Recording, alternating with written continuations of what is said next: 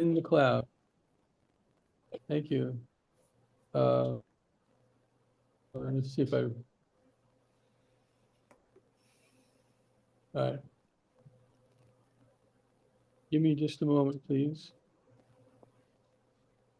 Now, I am being just a tad disingenuous. The question that I'm going to ask, I do have an idea, but I'm not sure I have the right idea.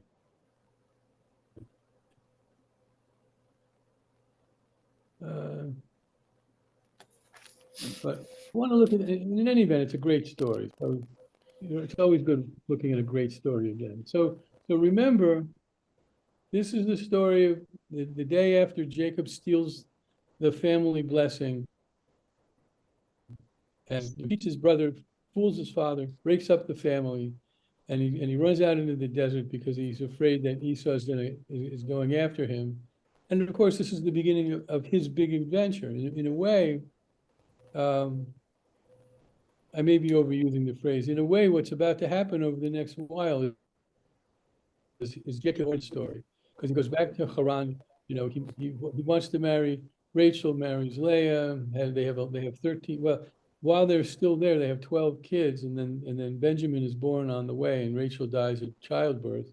But I'm not going to go through the whole Geschichte. I just want to point something out, and I want you to see if you can hear out why the author does what he does. So Jacob left Be'er Sheva and set out for Haran. He came upon a certain place and stopped there for the night, for the sun had set. Taking one of the stones of that place, he put it under his head and lay down in that place. He had a dream. A stairway was set on the ground, and its top reached the sky, and messengers of God were going up and down on it. And standing beside him was Adonai, or God, who said, I am Adonai, God of your father Abraham, God of Isaac. The ground on which you are alive will assign to your offspring. Now, I just want to look at the word here. I'm going to throw the word ground in here, haaretz, though I'm not 100% sure it fits. Your descendants shall be as the dust of the earth. You shall spread out to the west and to the east, to the north and the south. All the families of the earth themselves by you and your descendants. Remember, I am with you. I will protect you wherever you go and will bring you back to this land. I will not leave you until you have done what I have promised. Jacob awoke from his sleep and said, surely Adonai is present in this place, and I did not know it. And he says, how awesome is this place? It is none other than the abode of God, and that is the gateway to heaven.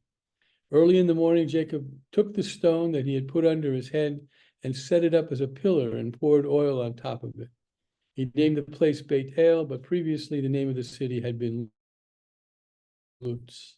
Okay. Now, maybe you already know the question I'm going to ask by the way I read the story, but if you count the one instance of haaretz for land, but we don't really have to, the word place is used 5 times. 6 if you include haaretz as a synonym.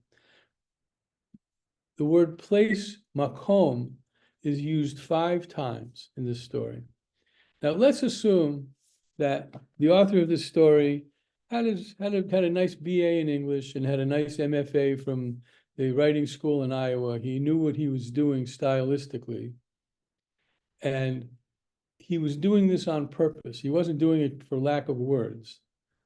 What do you think the meaning, the impact, the feel, the sense of the word makom is in this story, being that it's used at least 5 times plus a synonym? You understand the question?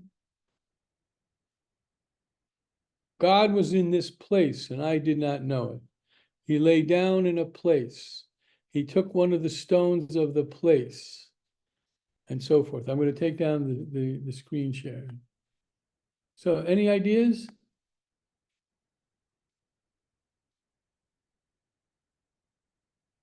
You got to put on your midrash hats. The author thinks it's holy ground? Say again? The author thinks it's holy ground? Well, that's a possibility. I'm not going to argue with it. I don't really know myself. whoop,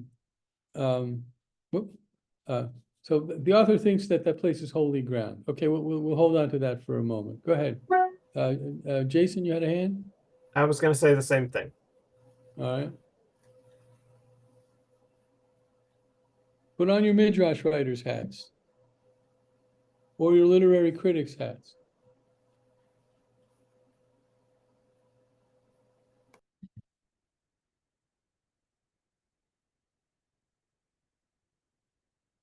I'm not reading what Harvey's saying.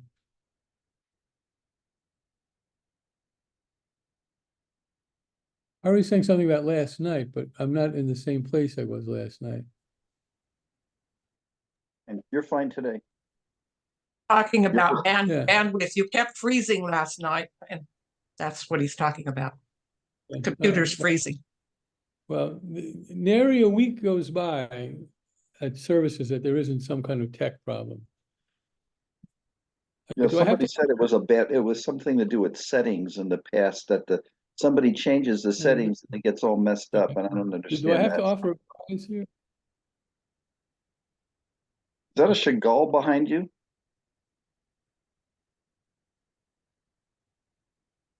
You talking to me? Yes. That's not I don't know, this rental, this fully furnished rental that I live in came with all kinds of art on the wall. But since it's not mine, I really don't pay. Let me turn around and see.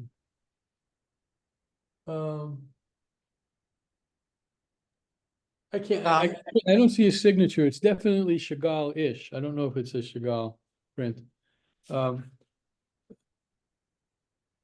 see big drops of sweat falling down all of your foreheads because I'm asking a question no one can. We're changing the subject. We're changing the subject.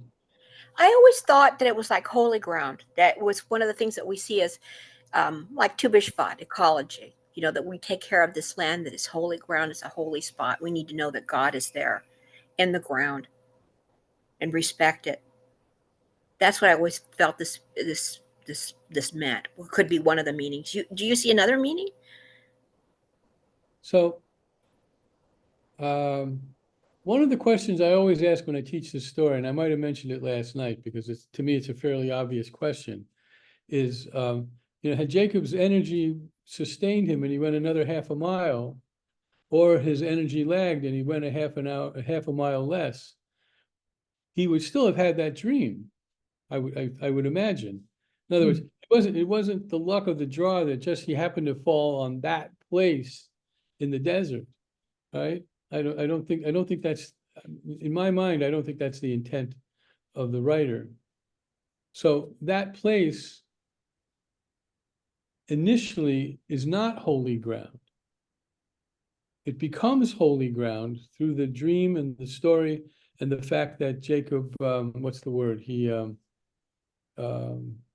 word isn't coming to my head. He sanctifies the place. Then it becomes holy ground. Yeah, Jason? Well, I'm just noticing in thinking about other times God appears, it usually involves some inanimate object, right? It's a bush, or it's the mountain, or it's the ram in the thicket, right? I mean, like we have all these times when it seems as though it grounds God into the animate and the inanimate and makes it more universal, like that God's presence is not limited just to living things. Okay. I like that. But Makes me it's not helping me understand why the word place is used 5 or 6 times. Perhaps he dreamed he was in heaven. No, he doesn't dream he's in heaven. We know the dream. He's on the ground. The ladder goes up to heaven. He's not there, nor does he attempt to climb the mountain. All right, Gail? But he also says God was in this place and he didn't know it. Right. He didn't know it. And? He didn't. That happens to us often. We look around and we don't see the beauty. We don't see the blessing that God is in everywhere. He's in this. I think you're taking it too literal in that exact place, that you have to go to that exact place No. I am not to taking find it holiness. literally. Oh, okay. No, Okay, because I don't think you missed should. my point. Okay. You missed my point. My point was that had he gone a half a mile less or a half a mile more, he would have still had that dream. That was my point. I see. I get it. It reminds me of the Baal Shem Tov story of him in the woods praying. You know, the same kind of concept. He can be anywhere in nature and getting that same kind of feeling or same kind of experience. Yeah, all right. Now we maybe, I don't want to keep us from the remaining of the plagues. So I'm going to take a shot at it. And like, I'm not being disingenuous, okay? I really wanted to wrestle with that question because what I have to say, I don't think suits the situation completely either.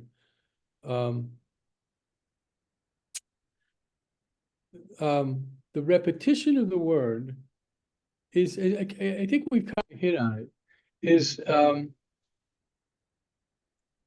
I'm sorry, my Siri has just inexplicably appeared on my screen.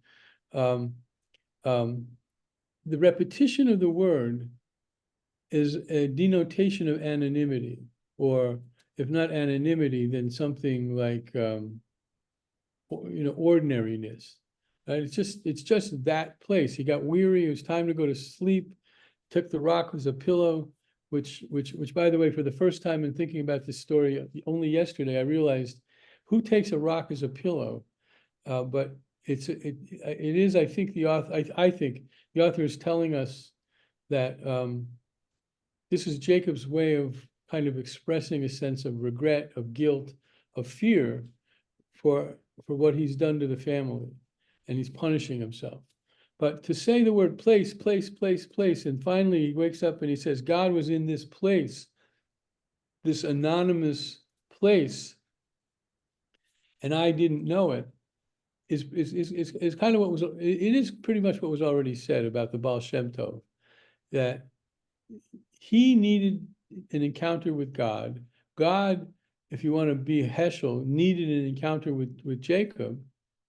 And that was the location was irrelevant. The location was irrelevant. What was relevant was the need, the mutual need, certainly the need on the part of Jacob. And the anonymity of it, and he wakes up and the anonymity of it evaporates at the end when, and I want to get the text up for myself. Give me just a second. In the end, when he says, surely God is present in this place, and I didn't know it. How awesome is this place? It is none other than the abode of God that is the gateway to heaven. But I think the point is that any place that we, any place is a potential place to encounter God. Any place is a potential place to observe the gateway to heaven, as Jacob experienced. And I'll give you one obvious example, and then we'll get on to the book of Exodus, unless you have any more questions or comments. I see, Wendy, that hand up thing behind with the periodic chart behind you. It's hard to see your hand, but what do you want to say first? You go first. I was going to say maybe that Jacob is learning that the place itself isn't important. Or maybe he didn't. It's kind of hard to tell from what he said. Is he learning that the place isn't important? It's what's going on inside of him? Or, I don't know. Something happened. Well, it's my sense that we make the place important.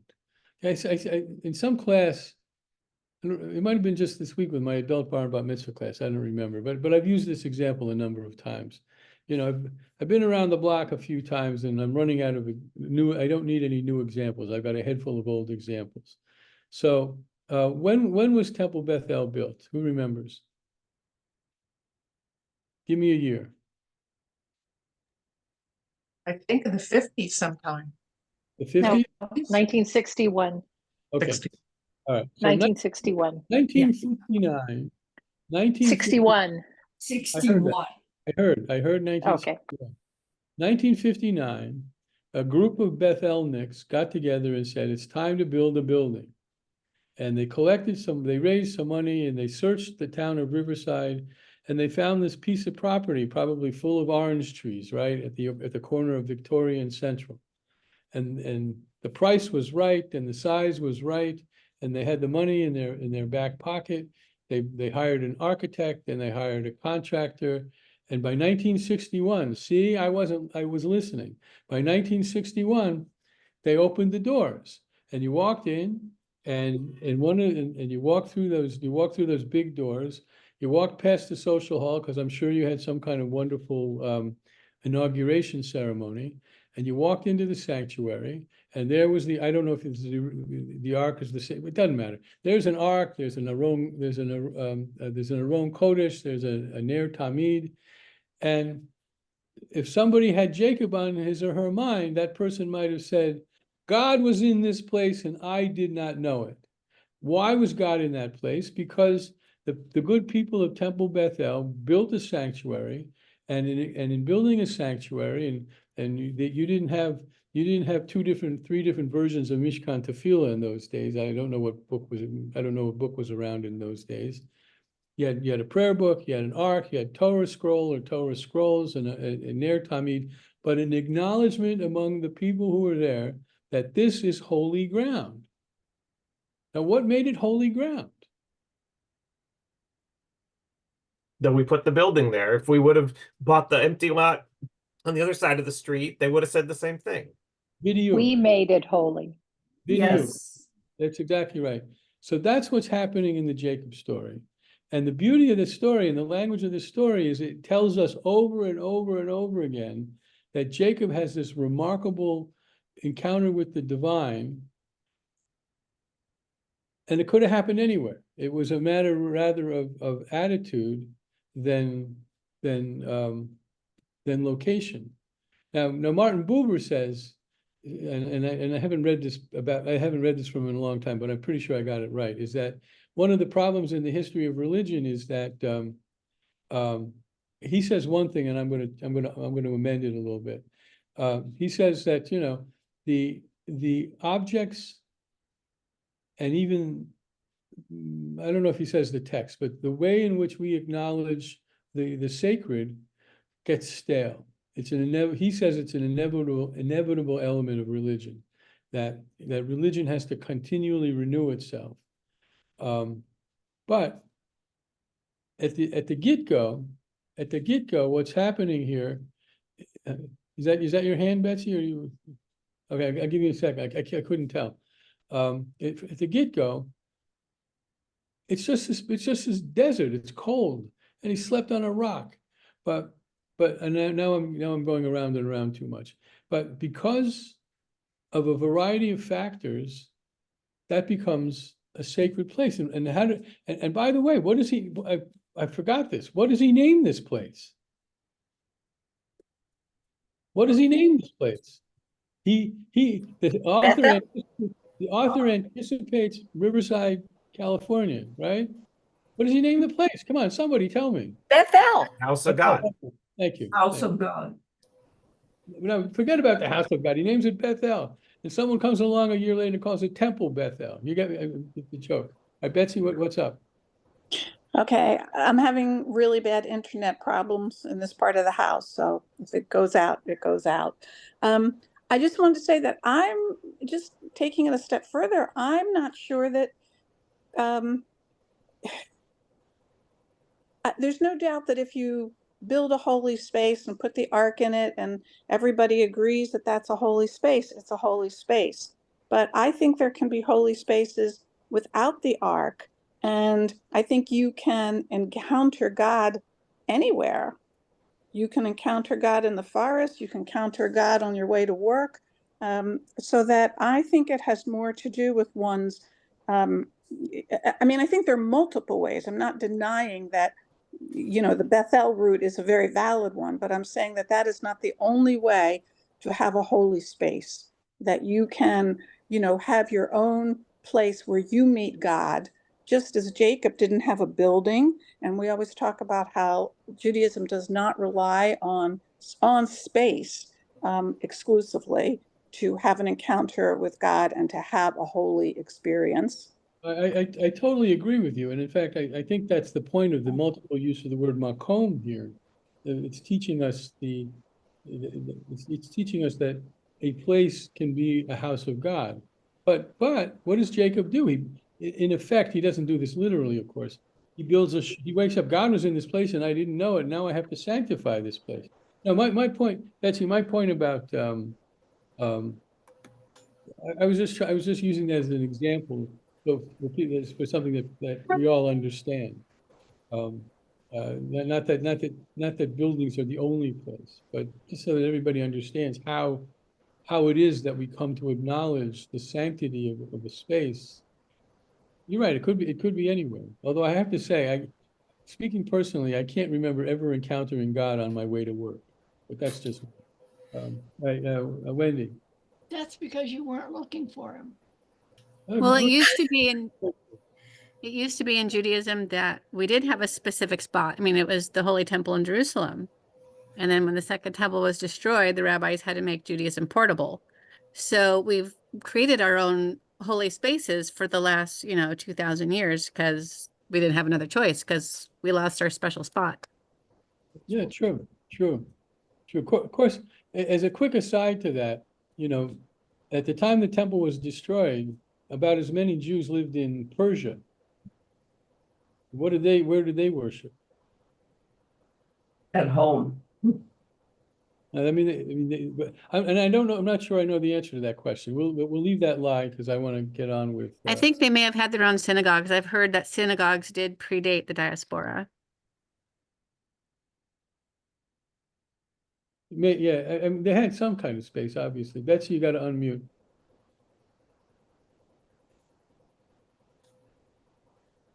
Okay, so I mean, didn't they make journeys to? I mean, they didn't have prayer in the same. They didn't have a prayer book. Didn't they make journeys to the temple in Jerusalem to make sacrifices? So Persia's pretty far away. I'm really unprepared to answer this question well, so I'm not going to. Okay. But one thing is that prayer is quite old. Prayer didn't come into existence after the destruction of the temple. Prayer, as a phenomenon, was already on the table. But in terms of having a synagogue and a place to do that, wasn't the temple still the idea? Well, you don't know, so I won't belabor it, but it's okay. Harvey and Gail. Doesn't this all predate the temple? I mean, this is because his father-in-law was a priest of Midian, he was a polytheist, wasn't he? So they were practicing some kind of religion at that time, but so there was some kind of rituals going on, but there was no temple at this point, right? And Well, that's I don't think that was Wendy's point. And by the way, you're confusing Jacob with Moses. Moses' father-in-law was the priest of Midian. Oh, I thought we were talking about Moses at this point. Okay, Jacob, we're back at Jacob. Okay. We haven't shifted to Moses just yet. Yeah. Yeah, but of course the temple doesn't come into in this history. The temple is several hundred years away. The first temple, several hundred years away. So you're right about that, Gail. Yeah, I was just going to say, can you remind me, don't we have laws about where we can build a temple? It can't become a school, or it can't become weren't there specific laws about how far where we could build a temple? I'm not aware of that, but that doesn't mean you're wrong. I just don't know about it. Yeah, I just wondered if you remember. I just remember reading something about that made it a holy space. Can you be specific?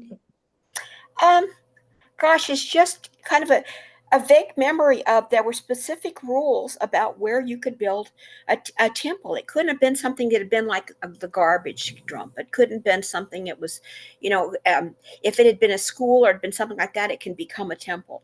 If it had become something, there were specific laws to show that a temple had to be in some, not just every place was, I guess, which kind of goes against the other spot of the, as the Talmud always does, another argument that not all places could be holy.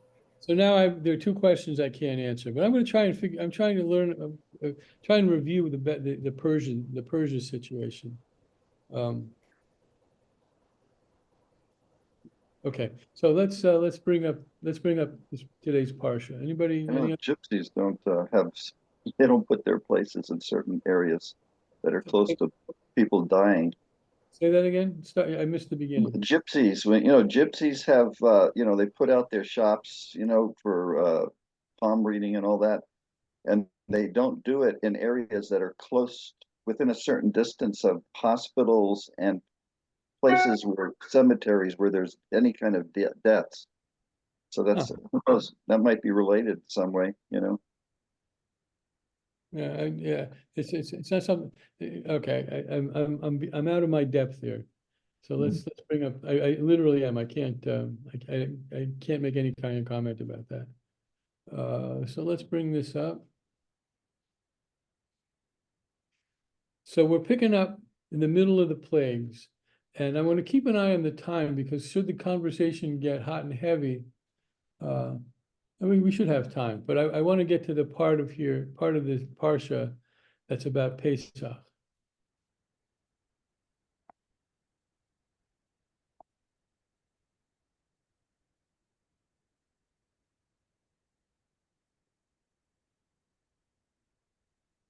Okay, so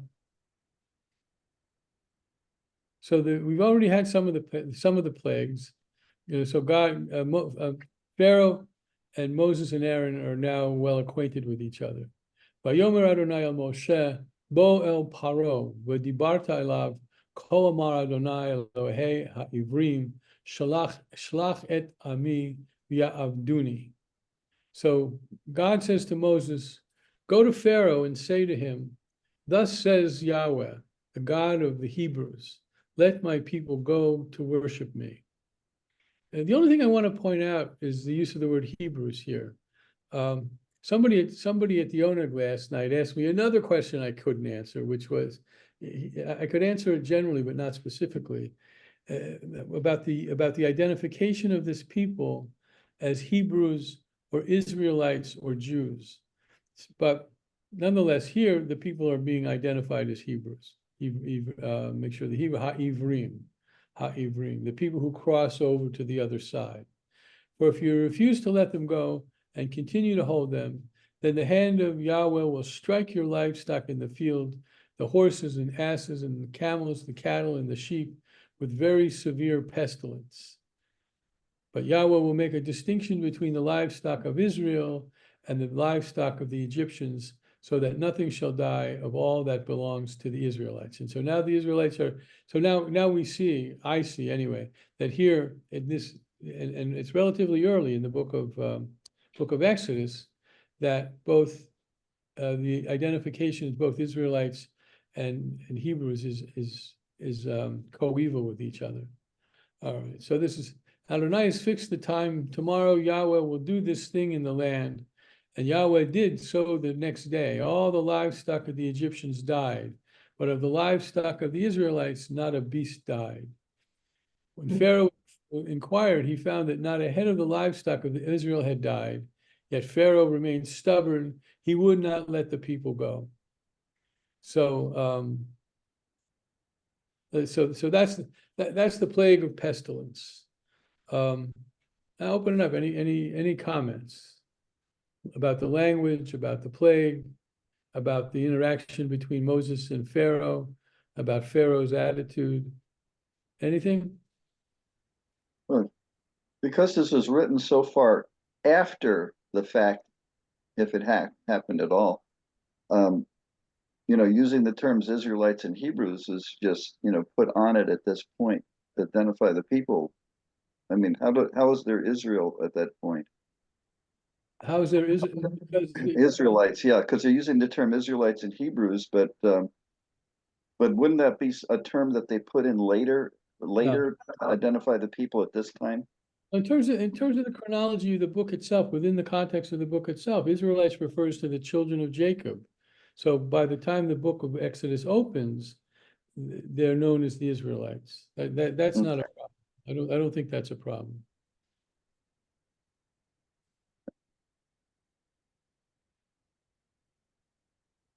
Okay. Well, a question I want us to consider is what is the point of the 10 plagues? You don't necessarily need to comment on it now. In other words, if God, I mean, so the 10 plagues amount to 10 miraculous acts of God. They're all plaguey. They're not nice acts of God, but they're all acts of God. Why couldn't God just have created a condition that would allow the Israelites to be released, liberated right away, without the plagues, without the death of the firstborn? Because he wanted to give Pharaoh an opportunity to do the right thing without breaking his neck. Why? Who cares? Why is that important? I see Well, your I apologize. I'm on a cell phone, so I don't know where the hand raising thing is. No, that's okay. That's fine. That's fine. Right. Well, as an attorney, I always try to provide an opportunity for the opposition to do the right thing before I break their neck, in part because I feel less guilty when they don't, and I do. But I've always, perhaps because I would assume that God expects the best of the Pharaoh too. After all, he was Pharaoh, and it could well have been that he capitulated earlier in the process so that the Jews were liberated in Egypt and life went on there. I mean, we could have had a different ending entirely. Yeah. And he did, and then the plagues did escalate over time based upon inaction on Pharaoh's part or disingenuous commitments that he then stopped. But I mean, it's not impossible that Pharaoh might have just come up with an emancipation proclamation and the Canaanites would still be in Jerusalem, and that might be less complicated. I see. He could have freed the slaves, but they would have stayed within Egypt. But that's an interesting answer. So there, folks, as I say probably every week, those of you who are retired, Revisionist history. those of you who are retired with time on your hands, there's a midrash for you. Pharaoh is Abraham Lincoln, and he frees the slaves, and they don't leave because they go back to the life they had before they were enslaved. That's an interesting. Wendy? Yeah, one interpretation I've heard about the 10 plagues and why they walk through all 10 plagues and not just one or two was, I always thought this was interesting, was that the plagues, terrorized the Egyptians, and this would teach the Israelites not to be afraid of the Egyptians. And I always thought that was an interesting take on why the 10 plagues. So that they wouldn't be afraid of their oppressors if they saw their oppressors were afraid. I like that. That's nice. That's nice. So when Melissa says the point is to give Pharaoh an opportunity to do the right thing, and Wendy says it's a heuristic device addressed at the Israelites. So they learn a little bit of in the midst of their enslaved experience or their enslaved lives, they learn that the Egyptians are not to be afraid of their people. Betsy? So when I look at the larger implication of the story, I look at the fact that, what we get out of this is freedom, that is our most God-given and maybe holiest value, that we are free. If freedom comes too easily, I don't think you understand what it is. I think that's why we were slaves. I think that's why Pharaoh would not let us go. I think that's why we had 10 plagues, is that we had to fight for it, to love it and to see God in it. All right, those are good answers. And again, there's not one right answer. Any other suggestions? All right, let's Gail has her hand up. I'm sorry, Gail, I beg your pardon. Unmute. I just wanted to point out, doesn't it say that God hardened Pharaoh's heart? Yeah. Yeah, so God didn't really give, that was one of the midrash I'd read too, that he really didn't give him free choice. that he had hardened Pharaoh's heart, that he had sort of set up the that which supports Wendy's idea that we were not to be afraid of, our God was very strong, and we were not to be afraid of all these different plagues and stuff or things that happen in life because God is with us. Okay, so because the hardening of Pharaoh's heart is one of those perpetual problems. It's like, what for Vus, what is this all about? So what you're saying is nice. It was not, because it would seem that the hardening of the heart, the expression means that God is compelling Pharaoh not to do what Pharaoh otherwise might do, right? He's all right, I'm tired of this, right? Let him go, get out of here already. But God sends some nano stuff down into his head, and he says, oh yeah, the heck with that. They're gonna have to stay here forever. So that's a good possibility. But it means it is one of the perpetual questions. What is this business about denying Pharaoh his freedom of will, which happens over and over and over again? A couple of times he changes his mind of his own accord, and then a couple of times God changes his mind for him. All right, well, let's look at the next plague. So that was pestilence.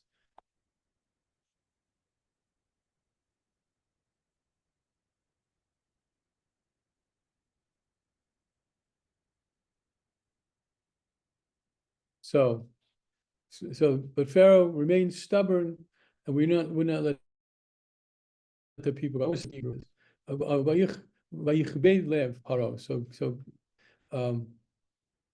The translators, I think the translators got a little fancy here. But Vayichbed, the root Chabad, which is not Chabad actually, which has nothing to do with Chabad Lubavitch, because it's a different letter. It's a chaf, not a chet, which is how you say Chabad. It's hardened, but Vayichabed is to harden, and that's the old translation. He hardened Pharaoh's heart, and he did not release the people. All right. Vayomer Adonai el Moshe el Aharon. God says to Moses and Aaron, each of you take a handful of soot from the kiln and let Moses throw it toward the sky in the sight of Pharaoh. It shall become a fine dust all over the land of Egypt and cause an inflammation breaking out in boils on human and beast throughout the land of Egypt. So they took of the kiln and appeared before Pharaoh. Moses threw it into the sky, and it caused an inflammation breaking out in boils on human and beast. The magician priests were unable to confront Moses because of the inflammation, for the inflammation afflicted the magician priests as well as all the other Egyptians. So I'll get back to that in a second. So what I see interesting in here is that Moses and Aaron go before Pharaoh and say, they say this, watch this, buddy, and they throw this dust up, and as it happens, and suddenly everybody's got boils all over them, the human and beast. Or the beasts unnecessarily suffer, right? The flood back in the days of Noah, the beasts suffer unnecessarily. What did they do? The beasts that belong to Amalek are supposed to be people. What did the poor animals do? I think this is a case for a good animal rights argument. But what I'm interested in particular is verse what's the number here? Verse 11, where it says V'lo yachlu achartumim la'amod lifnei Moshe,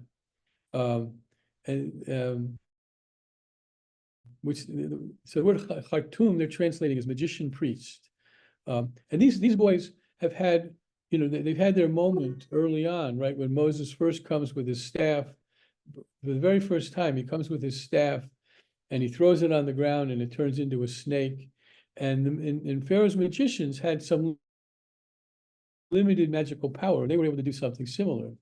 So what this text is telling us here, I think, is that this is the final defeat of these Khartoumim, the final defeat of them, because they were so so much afflicted by this plague that they couldn't do anything. They're told whatever they had is now in complete defeat.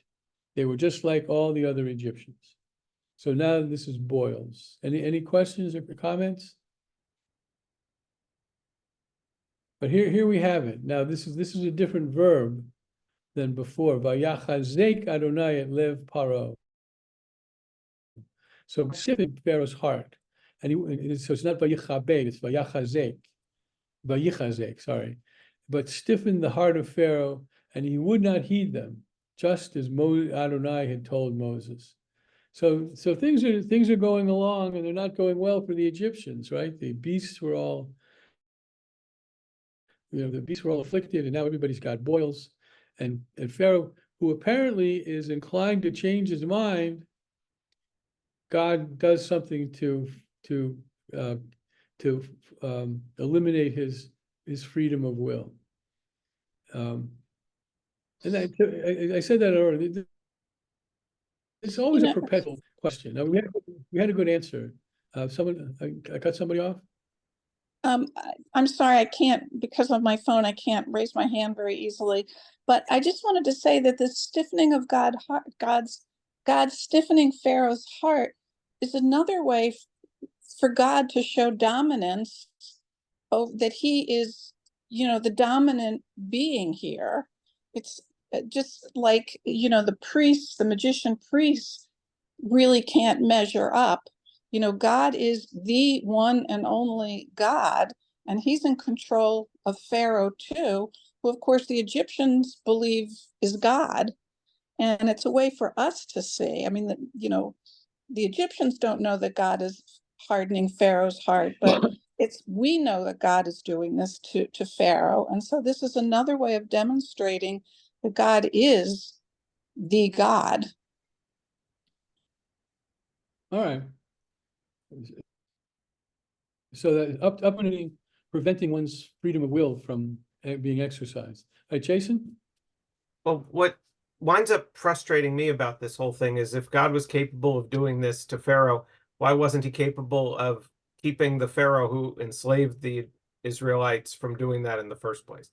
Well, obviously he was capable and didn't, right? If we can ascribe all this ability, and then it starts raising all these questions of why God intervenes in some places and not others, and what's the meaning of this intervention? Why now? And why have centuries of enslavement in between?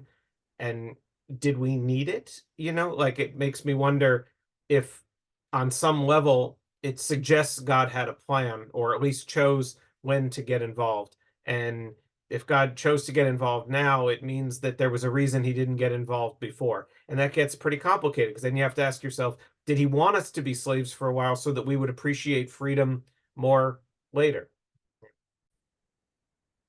All right, good. Or at least the author. Jane, I see your hand. What's up? I just wanted to respond to what Jason said.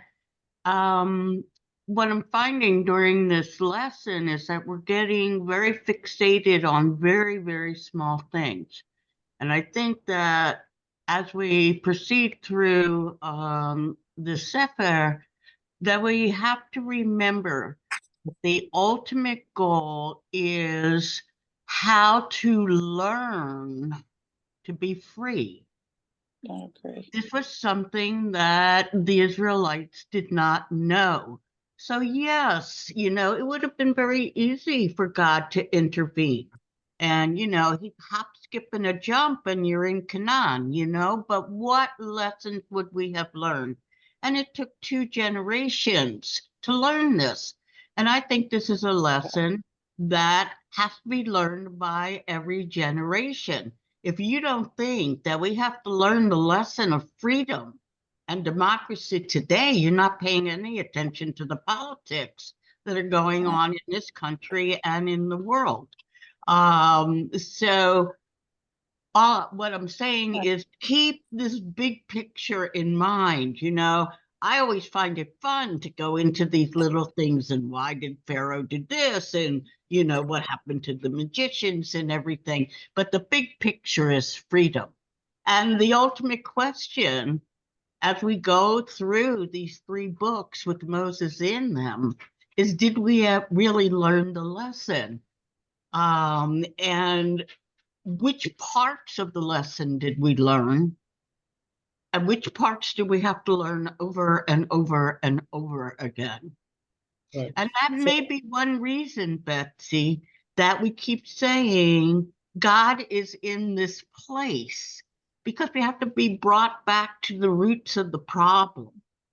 You can't depend on God to do everything. This is a lesson for the Hebrews. This is a lesson for the Israelites. This is now a lesson for Jews all over the world. Okay, so I got a couple responses. First of all, you said 3 books, but I know you meant 4. But I'll just Say that again. remind you. Sorry. But you said Moses is in 3 books, but I know you meant 4. Oh, you're right. I meant 4. Otherwise, I mean, your point about learning about freedom is well taken, and of course, that's why we have this 8-day festival every year where we have to eat crackers 8 days so that we continue to explore that challenge of learning freedom. But I guess you made me a little defensive. I think this thing about defeating the magicians is not a little thing. I think the point of the text is telling you that there's this mounting victory of God and the Israelites against the Egyptians, and this is not trivial. If it was trivial, then the author wouldn't put it in there. I'm not treating it as trivial. In fact, I'm very appreciative that we are in this section of Bo, because I realize I've never studied it before. And to look at these various afflictions and to look at their origin. Thank you. But you're right. I mean, they're incapacitated. This is it for them. It's over.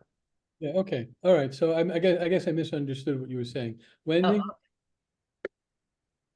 Yeah, I wanted to go back to what Jason was saying, was why God allowed us to be slaves in the first place and why didn't he intervene sooner? But really, this story is really a lot of what defines us as a people. It informs our morals and our values about, we were slaves, now we're free, so we need to be kind to the stranger, etc., etc.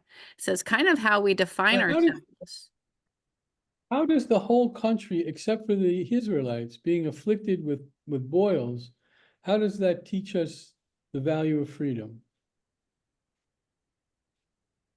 Well, in a sense, one can argue that Egyptians are also not free, because Pharaoh's, gives them orders to, execute the Hebrew children and makes them complicit in his crimes and that as well. So one could also argue the Egyptians aren't really free as well. Okay. All right. That's good. Melissa?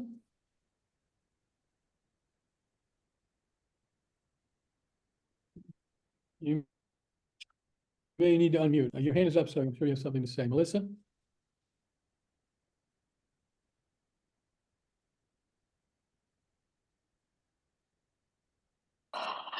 I made it. Sorry, you guys. What I started to say is that I wanted to go back to what Jane had commented on about freedom, because with freedom comes a lot of responsibility, and going from slavery, where all decisions are made for you, to freedom, which requires choices to refrain, is a slog. Now, I don't know if the purpose of the plagues was to give the Israelis time to evolve. Frankly, I think that was the 40 years wandering in the desert portion of our Exodus. But I just wanted to acknowledge that what she is thinking on the bigger picture makes a lot of sense. And it makes sense today, both in Israel and in the United States, where one of the arguments is that we've become a less liberal democracy because it's easier to have an authoritarian ruler make all our choices. I missed the last part. There was a word you said that got blurred, and I think it was an important word. Could you just repeat what you said? What I said was about today, like how freedom is something that freedom is something that you have to earn and you have to maintain. Having trouble And concentrating. My sinus is hurt. somebody needs to move. You need to maintain it by actually continuing to have self-restraint and continuing to allow for tolerance and to do the things that we think about in a liberal democracy. And so so I started to say that I'm not sure the plagues were intended to give the Israelis time to, or the Jews time to develop the skills it takes to maintain freedom. I thought that was the 40 days in the desert. But I think that the overall theme that Jane was talking about in terms of what it requires to be a free people is something that we see in Exodus. And I think it's also something that we see today. And frankly, it's something that over various periods of the evolution of history in Israel, as we see as we go into the later books, people lost from time to time because they weren't willing to actually engage in self-restraint and responsibility. Okay, all right. One minor friendly amendment. It's the Israelites, not the Israelis. But I hear you. When I said that, I thought, I think I said that wrong. So but your point is well taken. Yeah. I just all right. No, there's still so we got hail coming up. Stiffen Pharaoh's heart. So early in the morning, present yourself to Pharaoh. Say again, thus says the God of the Hebrews. So it's you've reamed this time. Let my people go to worship me. For this time I will send all my plagues upon your person and your courtiers and your people, in order that you may know that there is none like me in all the world. I could have stretched my hand and stricken you from and your people with pestilence, and you would have been effaced from the earth. Nevertheless, I have spared you for this purpose. I could have wiped you all out. And it goes back to an earlier question. Why didn't he wipe them all out? In order to show you my power, and in order that my fame may resound throughout the world. You continue to thwart my people and do not let them go. Now, here's part of what I think is really the point. I'm kind of tipping my hand here.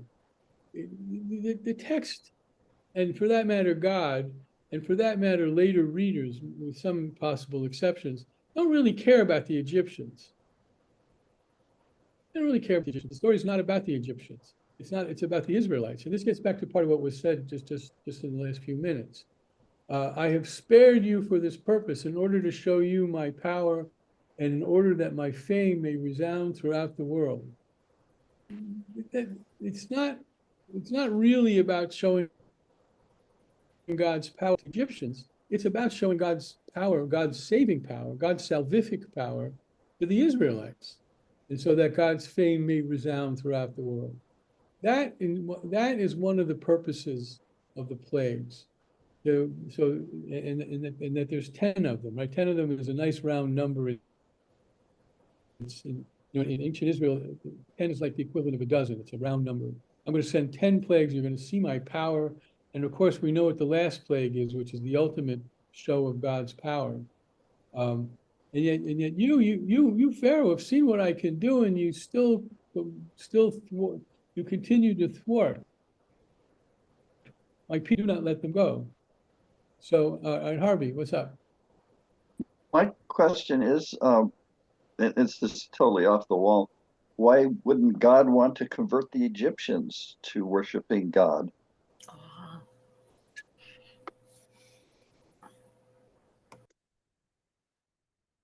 Well, my answer to that is not the way the story goes. Yeah, I know. But it's like, the logic is, why not? Why wouldn't they do that?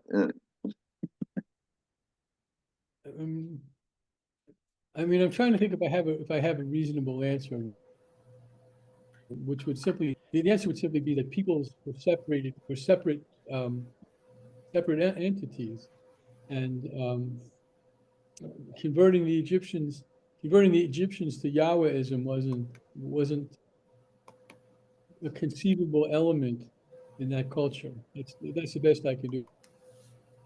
But I got two hands. Jane, you were first, I believe. Jane. Me? Jane, there is no Oh, other sorry. Jane, Sorry. there's no Yeah. other Jane in this class. It's just you. Okay. I think we have to look at the nature of God, Harvey, in this instance. And all through the book of Genesis, God concentrates on one people. And this is the story, this is a continuation of that concentration. And I've read several books that compare and contrast God before Abraham and God after Abraham. And with the story of Abraham, God begins to focus on one family, one group of people, because his efforts before Abraham, they were too widespread. They encompassed the universe as it was known at that time. And it was too macro. What we have here in Genesis and Shemot is a micro picture. And it's because, as one of the authors mentioned, God really messed up. I mean, he's a 3-time loser.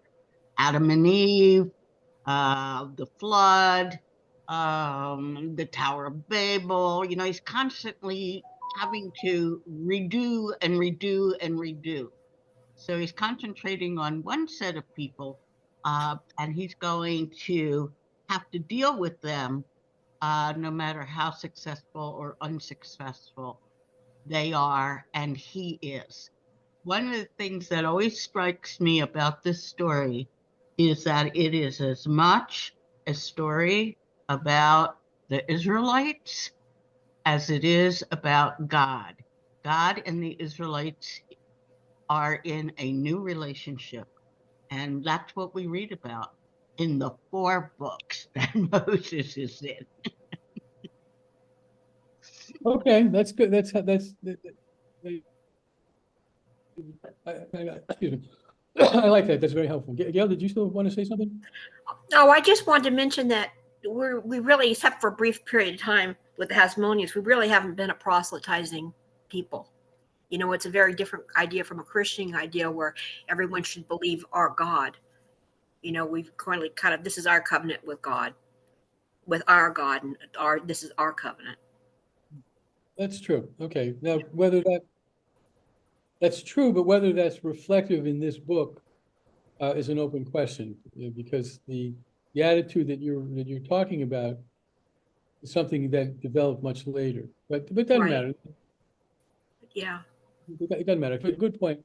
We don't do much proselytizing until you get to 20th century America, as far as I know, except for you point out the Hasmoneans and the Idumean, the enforced conversion of the Idumeans. And then Which there's also didn't turn out well. why didn't it turn out well? Well, because the Hasmoneans weren't, the priestly group became corrupt, and there were a lot of problems. I don't think it turned out. And wasn't Herod the Great from the Hasmoneans? No, he was from the Idumeans. Okay. Huh? Okay. He was an Idumean. I don't know if he was a direct convert or his parents. I don't remember. One of them, they would have been forcibly converted. So you're right. It didn't work well. Idumeans. The Idumeans were people, and I'm not aware of any indication that it didn't go well. I mean, Herod was a bit of a dictator, but you know that doesn't mean that the integration of the Idumeans into the Jewish world didn't go well. I mean, I just don't know anything about that. So third question raised this morning that I don't know the answer to. But there you go. But hey, let me pause and point out how these discussions, these texts, always take us beyond the text itself to raise other kinds of relevant historical questions. So anything else at this moment? Therefore, order your livestock and everything you have in the open brought under shelter. Every human and beast that is found outside, not having been brought indoors, shall perish when the hail comes down upon them. So now it's hail. Those among Pharaoh's courtiers who feared Adonai's words brought their slaves and livestock indoors to safety. But those who paid no regard to the word of God left their slaves and livestock out in the open. So this is the first plague that there was some choice. If you and actually, I never considered this before. What do you think is going on here? Why is God giving them a choice?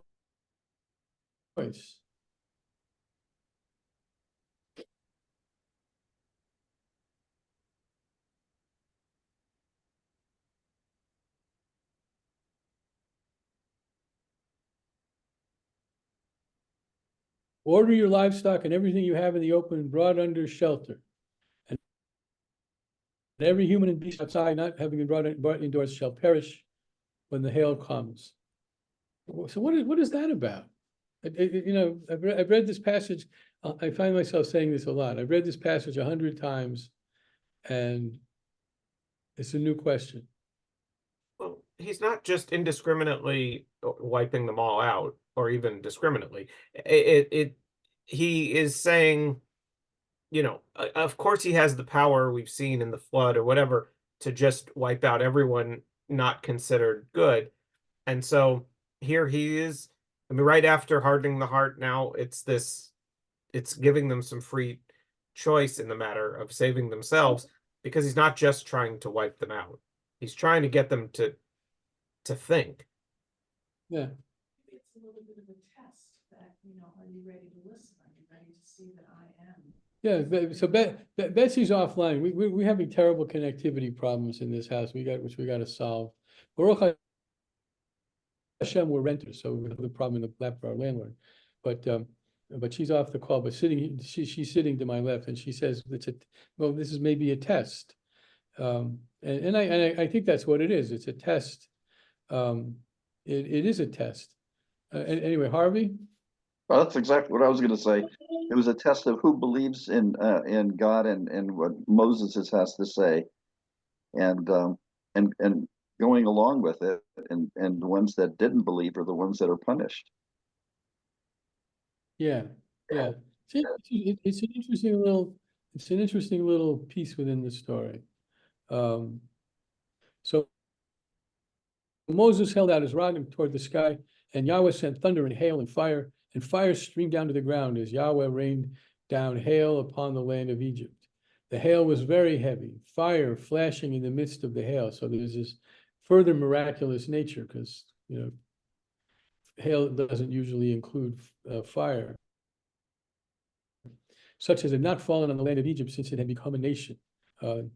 Throughout the land of Egypt, the hail struck down all that were in the open, both human and beast. Those poor beasts are getting whacked again for just living.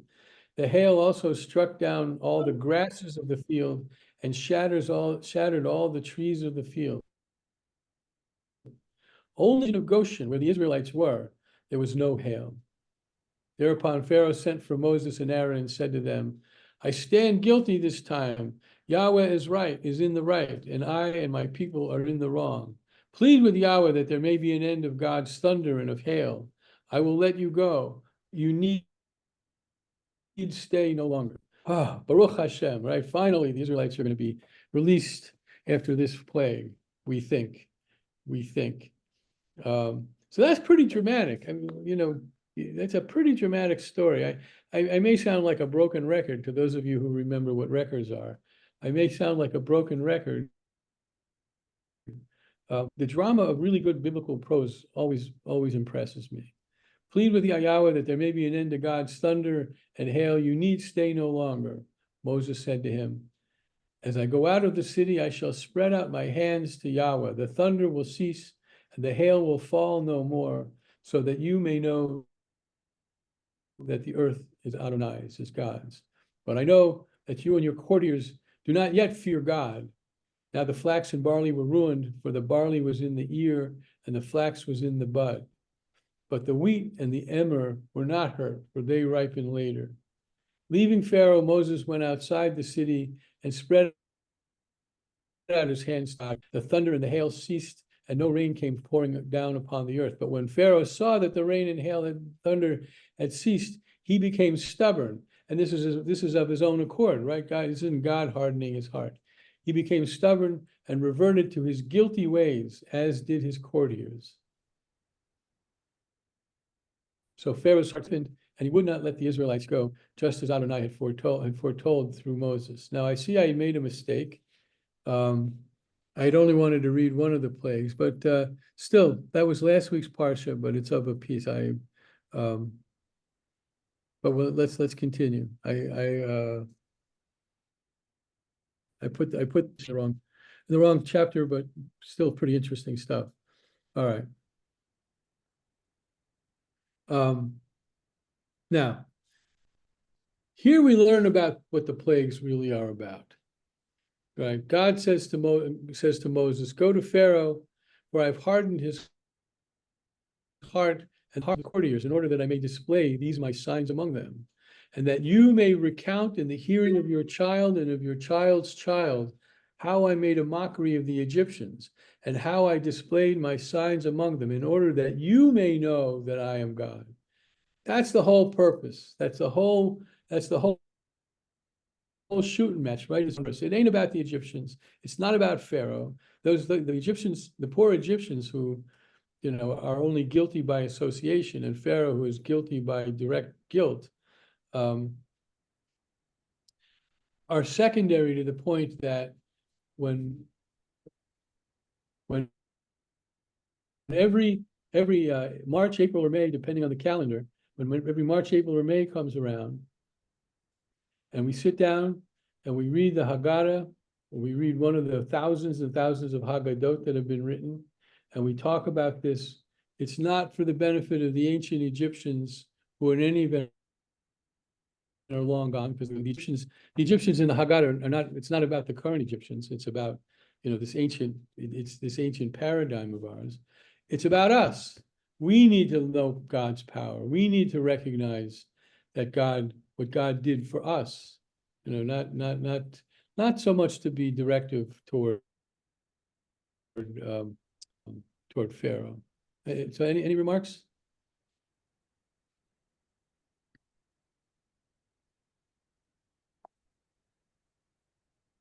Bring the text back up.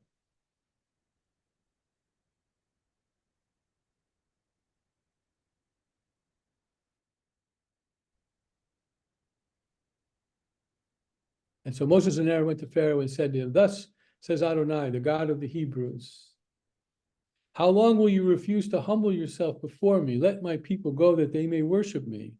For if you refuse to let my people go, tomorrow I will bring locusts on your territory.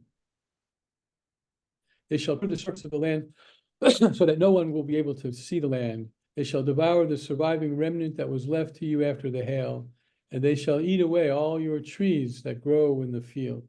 Moreover, they shall fill your palaces and your houses of all your courtiers and all of the Egyptians, something that neither your fathers nor fathers' fathers have seen from the day they appeared on earth to this day."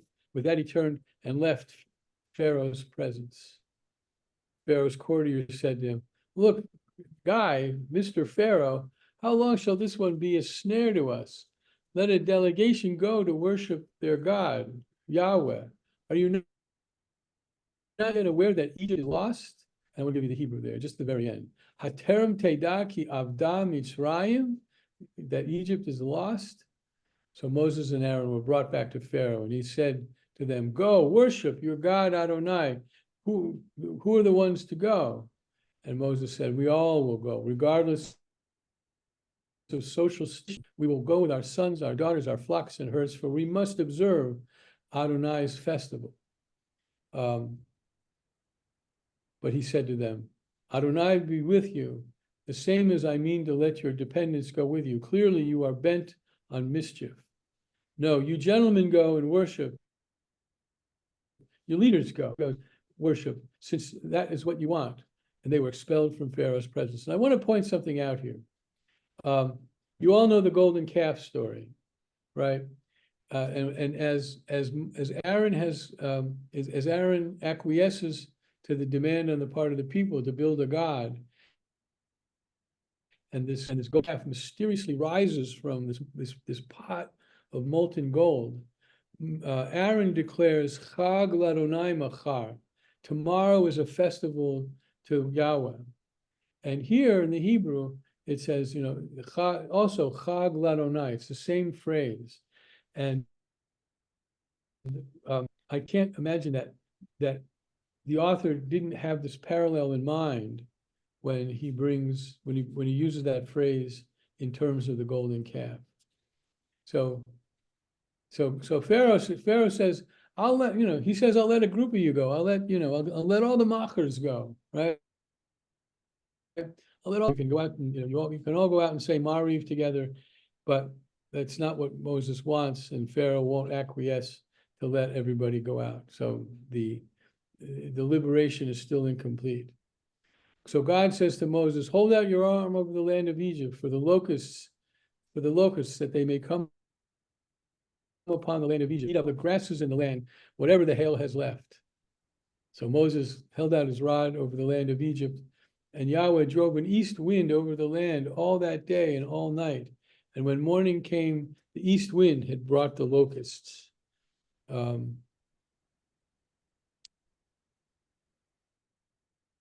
Locusts in all the land of Egypt and settled within all the territory of Egypt in a thick mass. Never before had there been so many, nor will there ever be so many again. They hid all the land from view, and the land was darkened, and they ate up the grasses of the field and all the fruit of the trees which the hail had left, so that nothing green was left of tree or grass in the field, all the land of Egypt. So that's pretty dramatic.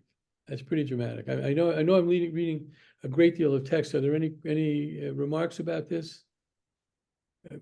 I hope at the very least and I'm sure that it does. It arouses in your mind a picture. This is a pretty, or maybe on your skin.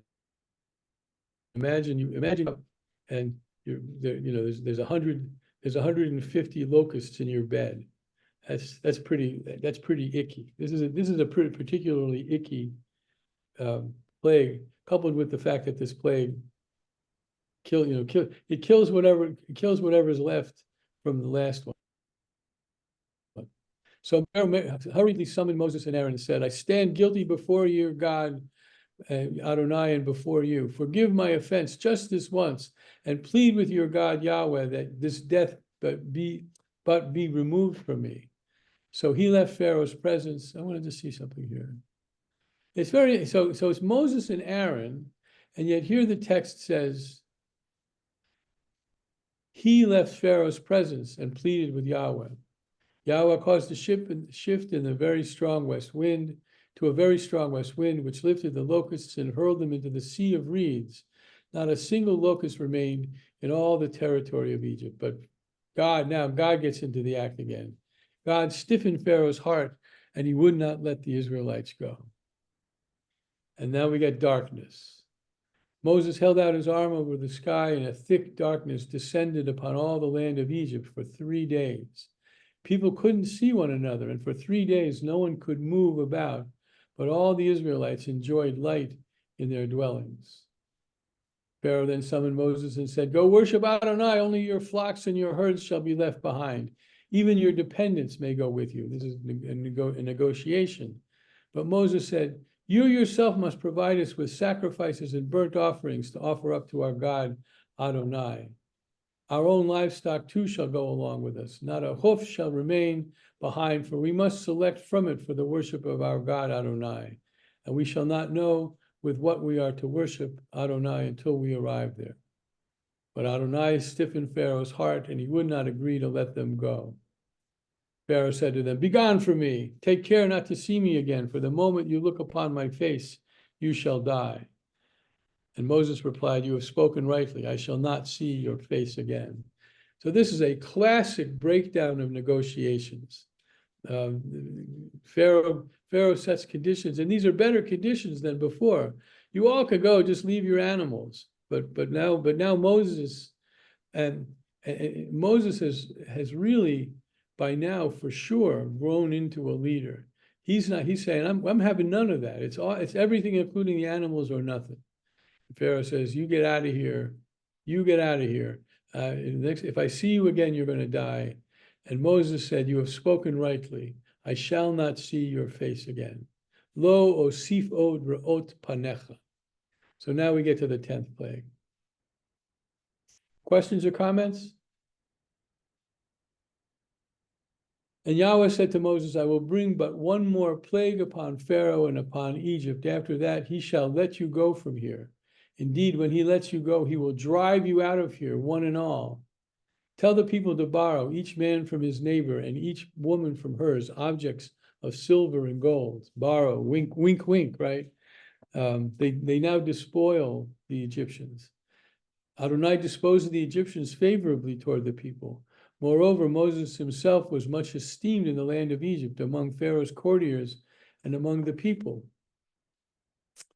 Moses says, thus says Adonai, toward midnight I will go forth among the Egyptians. I want to stop there. So now we see something interesting. There's muttering among the Egyptians, right? This guy Moses, he's pretty good, right? Maybe we should depose Pharaoh and make him Pharaoh. But whatever it is, he's got a good reputation among the Egyptians because of the power that he apparently wields. But also what's going on is the Israelites get the word, go to your Egyptian neighbor and tell him, give me your silver and gold.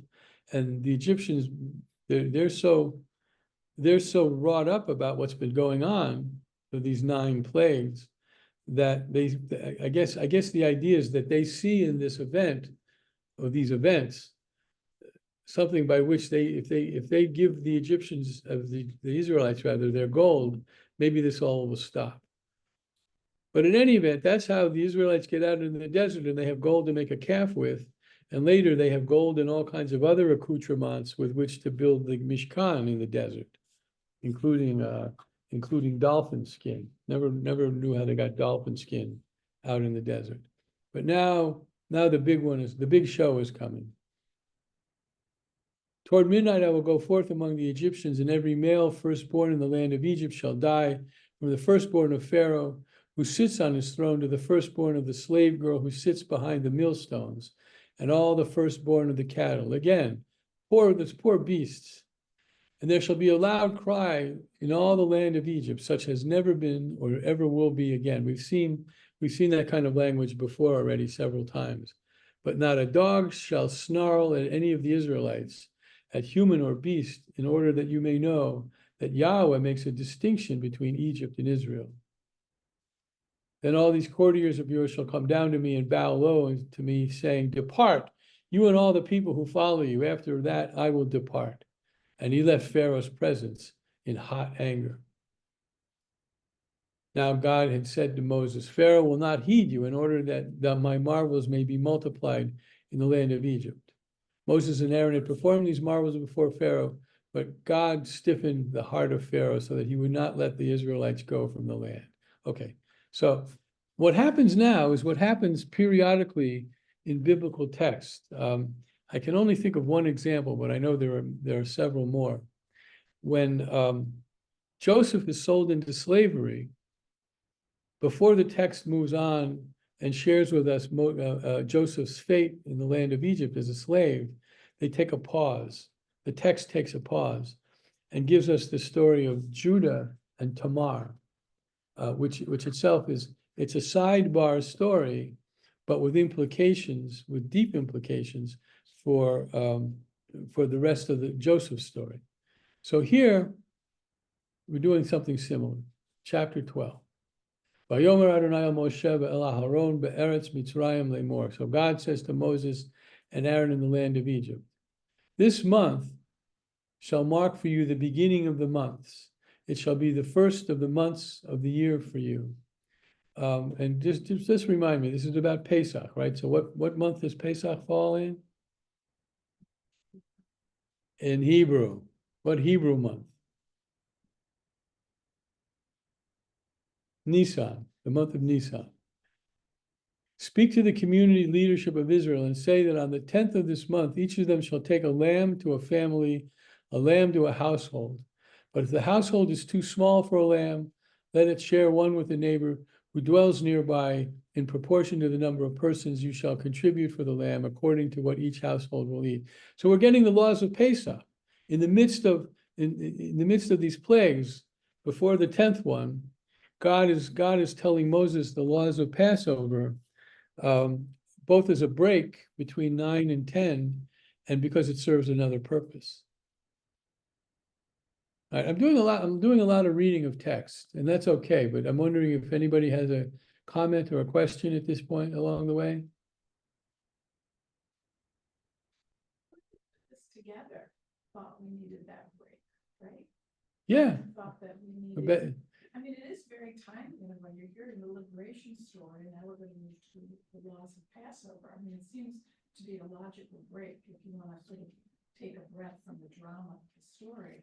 Let's study what we have to do at Passover. Yeah, so Betsy, why don't you come sit next to me? All right. Yeah, I mean, it's not just she's pointing out that this is not just some arbitrary break in the story. This is a necessary, a needed set of instruction, just at the lip of liberation. I mean, they're about to. Who's doing this? Doctor the book. So doctor saying, okay, you got to take a break here. You got to take a breath. Yeah. And so let's talk about the laws of Passover, which I know are going to come out of all of this. Right. And so, yeah.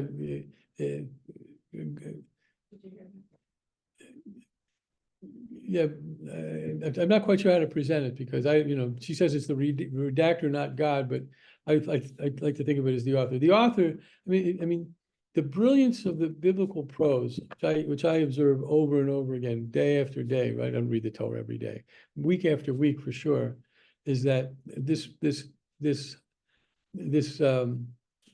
break, this hiatus, this brief hiatus, it really does fit. I'm not, and I wasn't suggesting that it doesn't fit. I wasn't suggesting that this is some scribal sloppiness. This fits beautifully. This fits deliciously, right before the 10th plague. Totally so. I mean, sometimes I think we forget that it's not God writing this whole story. It's a human Right. being. I never forget this, but Well, I know, but sometimes when we're talking about it, we forget that it's not God doing this. Right. It's a person deciding, making decisions about how the story is going to go. right, it's a person making literary decisions. Okay, all right. We can continue this private conversation later. Sorry. Well, I meant it for the group. I know. And note, by the way, that, I mean, first of all, in antiquity, when the temple stood, the main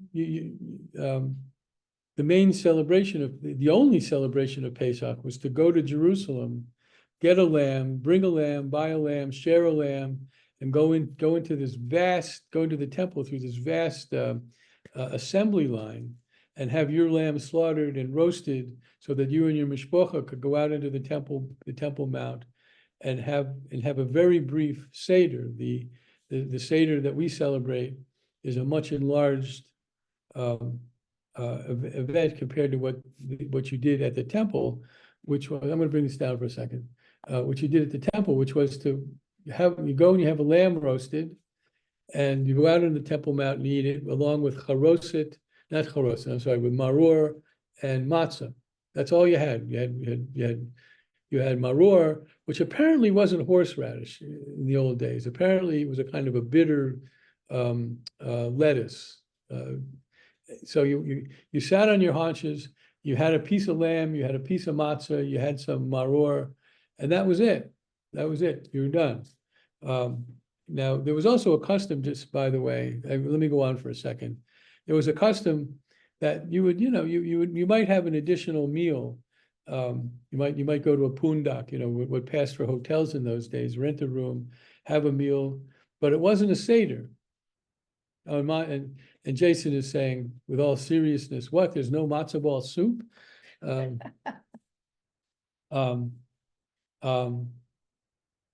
Now, at this point, I always say, in case you don't know, that wonderful painting, The Last Supper, right, with Jesus surrounded by his disciples, and it's before the crucifixion, and it happens during Pesach, but it happened before the year 30, before the year 70, right? The temple was still standing. Jesus is said to have died, what, about age 32, 33, right?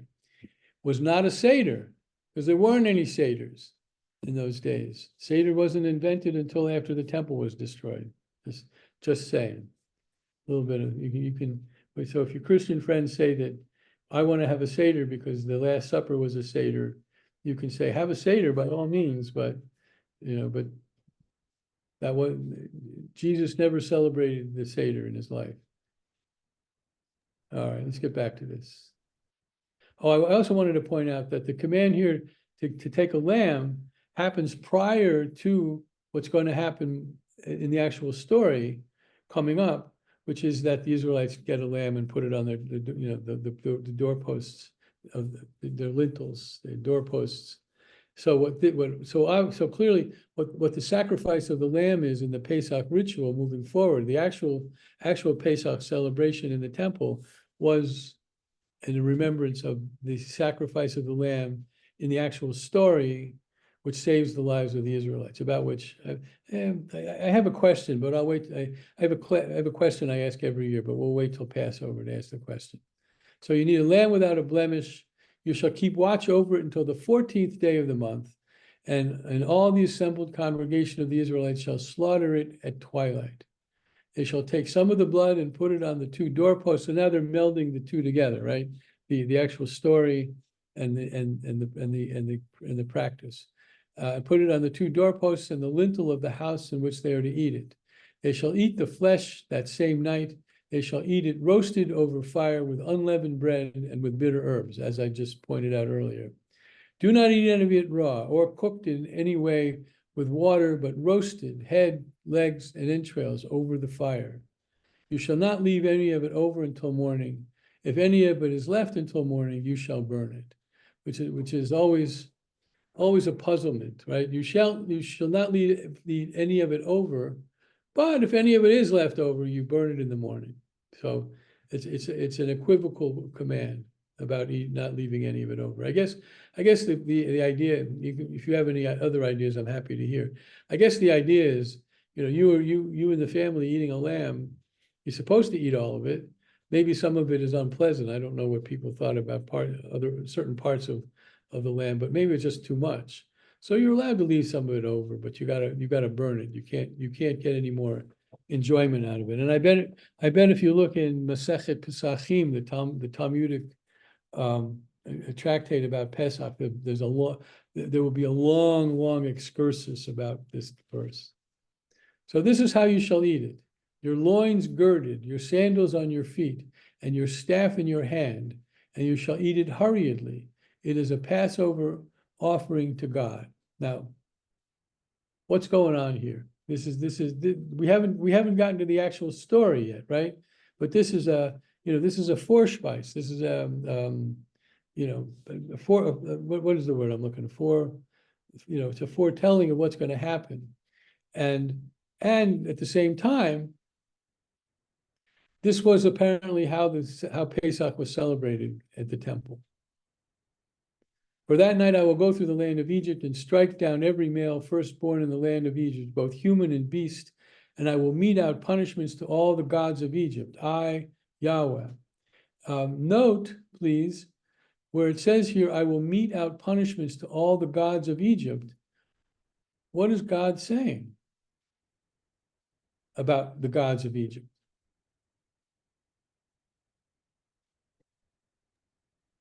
He's tougher. Saying they He's exist. better. That they exist, tougher. that there are gods of Egypt. Yeah. That God is now going to defeat. Which is another reminder that the absolute monotheism that we celebrate as Jews wasn't always absolute. There are plenty of indications throughout biblical literature that show that the biblical writers believed in the existence of other gods, but they were inferior and ultimately defeatable by Yahweh.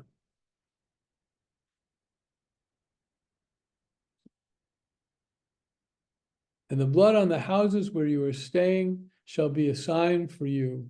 When I see the blood, I will pass over you, so that no plague will destroy you when I strike the land of Egypt. Okay, I have to ask the question.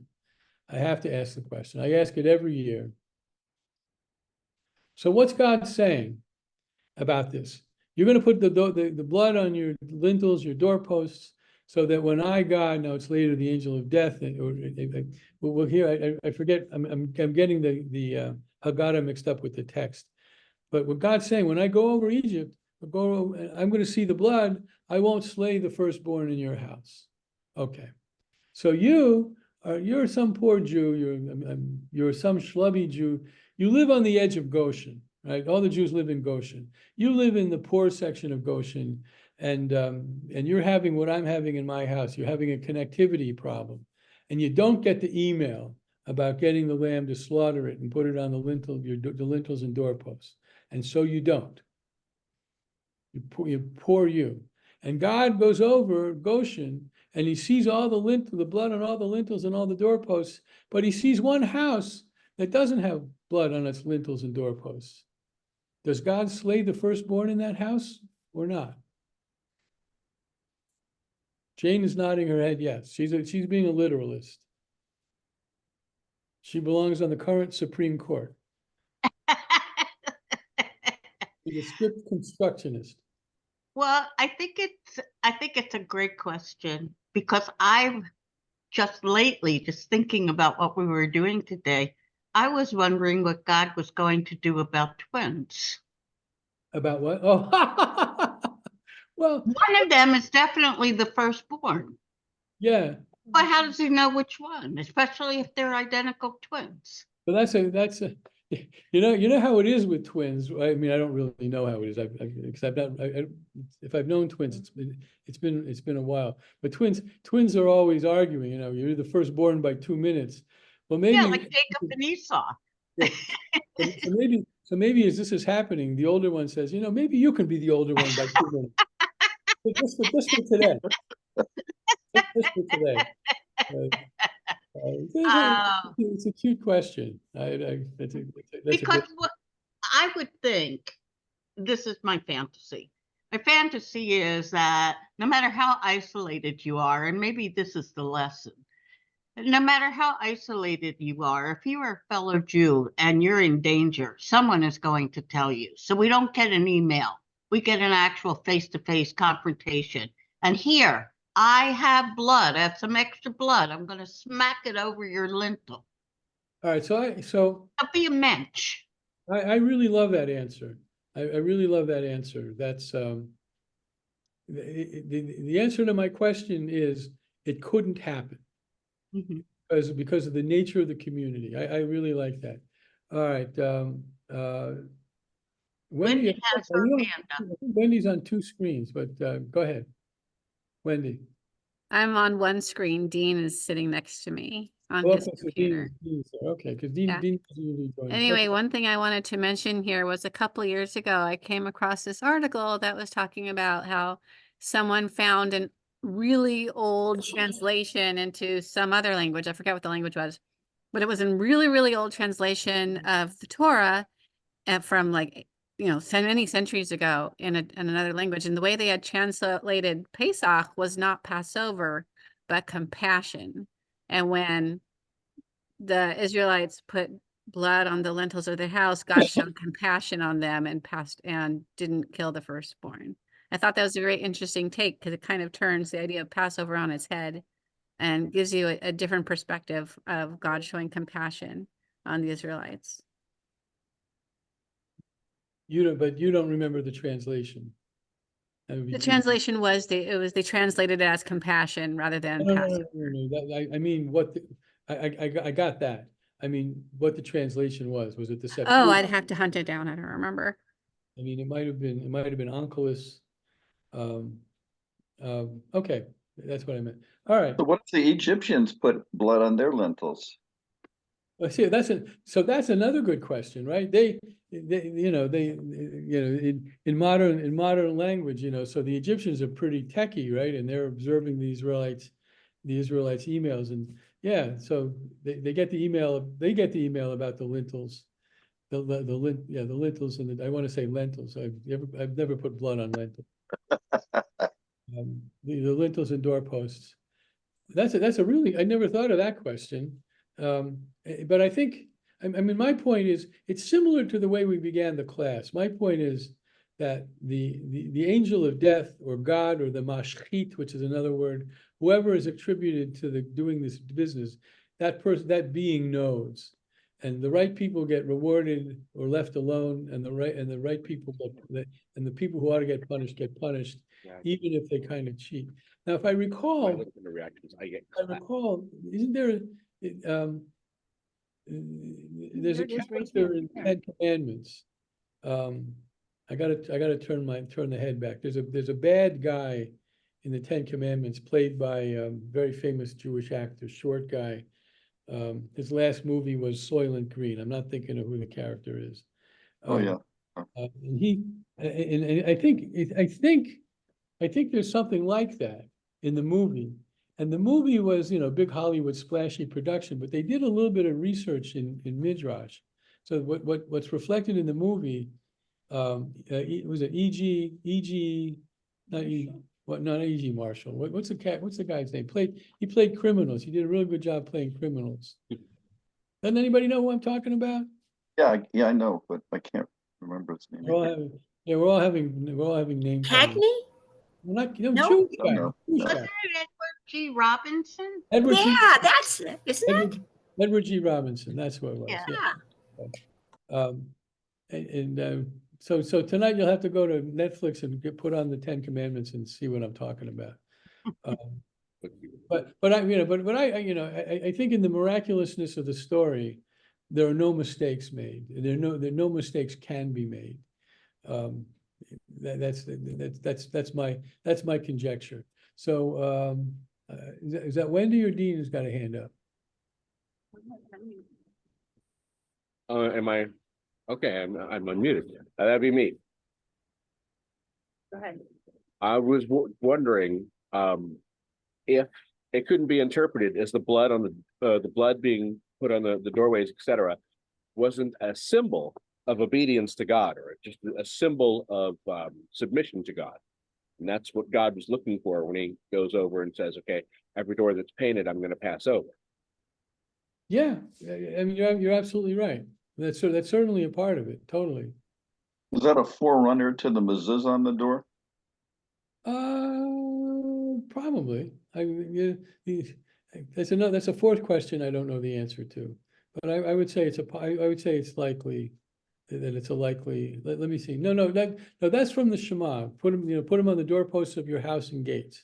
That's where that comes. In fact, there's the word there, right? Mezuzot al beitecha hazakav. The word mezuzah is in the Shema. That's where it's from. It's not from here. All right, Jane and then Gail. I think I got you in the right order. What about the Egyptians who left with the Israelites? Were their firstborn punished? Did God pass over their houses? Would they have gone anyway? That's a speculative question, right? That's not in the text. So it's a question that we have to formulate in terms of what we think is the best and most just answer. But there was this. I mean, the Hebrew word for these Egyptians who went out with the Israelites is asaf suf, and it's translated as riffraff, which I attribute to Harry Orlinsky. I'm not sure it really was his word, but when I took classes with him, he was on the committee that translated the Torah for the JPS. But somebody in the committee came up with that really good term, riffraff, and the Midrash attributes all of the travails that the Israelites experienced in the desert to the Asaf Suf. They don't want to attribute to the Israelites themselves. The golden calf and all the this and all the that. The people in the background were the Egyptians that fled with them. But that's about what I could say. There was another hand. Yeah, Gail. Okay. But No, I was just going to point out that my memory was that there were Egyptians that actually, and you answered that actually went along, and you answered. I did not know the part about the midrash that all the problems the Jews were having were caused by this. yeah, yes, See, and I think of these Egyptians the way I think of people who helped Jews in the Holocaust, the righteous. I mean, at Yad Vashem, they're the righteous, aren't they? I thought they were sort of the same kind of people. the language wouldn't support that. The phrase asaf, Uh-huh. the word asaf suf is not complementary. Oh. But there is a midrash that Pharaoh's daughter went out with them, and in that midrash she gets a name.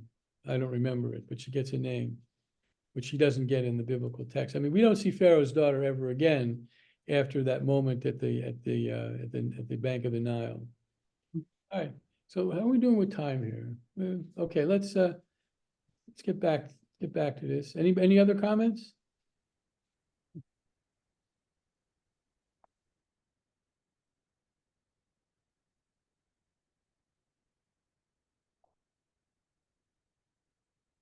Okay, so now then the next one. Haya hayom hazel lechem lezikaron v'chagotem oto chag l'Adonai l'dorotechem chukat olam tichaguhu. This day shall be to you one of remembrance. You shall celebrate it as a festival to Adonai throughout the ages. You shall celebrate it as an institution for all time. 7 days shall you eat unleavened bread, and on the first day you shall remove leaven from your house. For whoever eats leavened bread from the first day to the seventh day, that person shall be cut off from Israel. This is God being that paradigmatic Old Testament God. He couldn't just say, if you break down and you have to have a hot dog on a hot dog roll, that's bad. You're going to be cut off from Israel. Let me see what the Hebrew is. Nefesh ha'ahi miYisrael miyom harishon ad hayom hashvi'i. Where is it? Oh, nichrata. Yeah, that's a literal translation. Cut off. Shall be cut off from Israel. You shall celebrate a sacred occasion on the first day and a sacred occasion on the seventh day. No work at all shall be done on them. Only what every person is to eat, that alone may be prepared for you. And that, by the way, is the unfolding of that is the way by which you can cook on Passover or on Shavuot or Sukkot, even though they're Chagim. But we don't need to really go into that. You shall observe the feast of unleavened bread, right? Ushamartem et hamatzot ki be'etzem hayom hazeh. For on that very day I brought your ranks out of the land of Egypt. You shall observe this day throughout the ages as an institution for all time. I'm going to read one more verse, then I got a question. In the first month of the 14th day of the month at evening, you shall eat unleavened bread until the 21st day of the month at evening. One more verse. No leaven shall be found in your house for 7 days, for whoever eats what is leavened, that person shall be cut off from the community of Israel. What was my question? I forgot my question. Give me a second.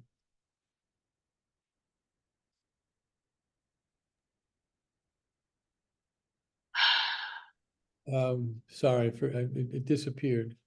You shall eat nothing leavened. In all your settlements you shall eat unleavened bread.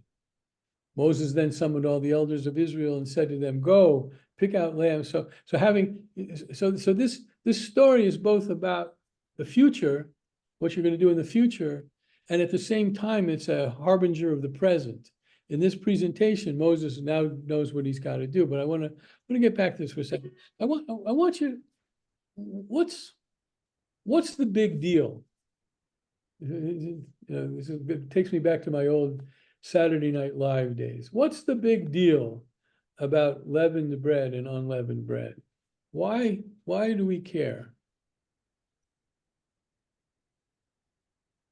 Wouldn't leavened bread be a luxury for the Israelites anyway? as Okay, slaves in Egypt. okay. But so If you what? if you let bread sit after you make it, it's going to rise after a while by itself because there's natural yeast in the air. Right. That's why, That's why I have 18 minutes to cook it. no, it's 18 minutes from beginning to end, not just to cook. Yeah, between the end, yes. Between the time the Wow. water hits between the time the water hits the flour till it comes out of the oven, it's got to be 18 minutes or less. Yeah, But because it'll rise. It'll rise on its own. but that's not my question. My question is, what is the power of this? Let me put it a little differently. What is the power of the symbol of matzah? That these laws are so strict about it. That is the, in terms of this text anyway, this particular text, this is the means, the power, this is the primary means by which we remember the Exodus. Why? I mean, what's the difference? Wendy? Well, we say during the Seder that matzah is the bread of affliction, and it goes back to what I was saying earlier about how this story of we were once slaves and now we are free is a lot of what defines us as a people. And so matzah is kind of a symbol of that. Yeah, it's true. At the very beginning, halach ma'anya da'achalu avatana ba'ar de Mitzrayim, right? This is the bread of enslavement that our ancestors ate in the land of Egypt, totally. But I'm not sure that answers my question. It's a good answer. It's a good answer, but it's the sort of passion, or you might say obsessiveness about this. Harvey and then Jane. Wasn't there a line somewhere that said that they had to flee so quickly they couldn't allow the bread to rise? So that Yeah. became a symbol of the fleeing, Yeah, the rush. that's true. That comes up in a chapter or so. Pretty So quick. that's like a symbol of the whole process. But why is it so? I'm not going to beat this to death. When Jane speaks, it'll be the end of the question, the end of this question. But you know that what you're all saying is right, and it hovers around why matzah as a symbol. But you know, why couldn't you have a bagel? You know, midweek, thou shalt eat matzah, unleavened bread. But in the middle of the week, you can have a bagel because I know you get tired of it by Wednesday. Jane.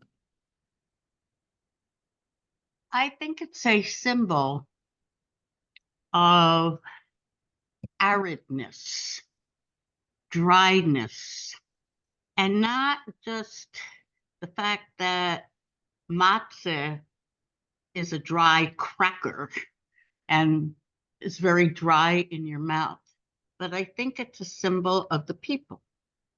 They are dry. They're not fleshed out because they have been slaves.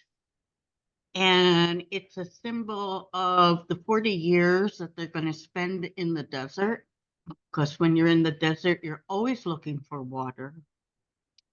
The fulfillment is the River Jordan and the crossing of the river into Canaan. So I think it stands as a symbol for the next 40 years. Uh-huh. That's nice. That's nice. That's pretty good. Sherry, are you really in Venice, Sherry? No, not really.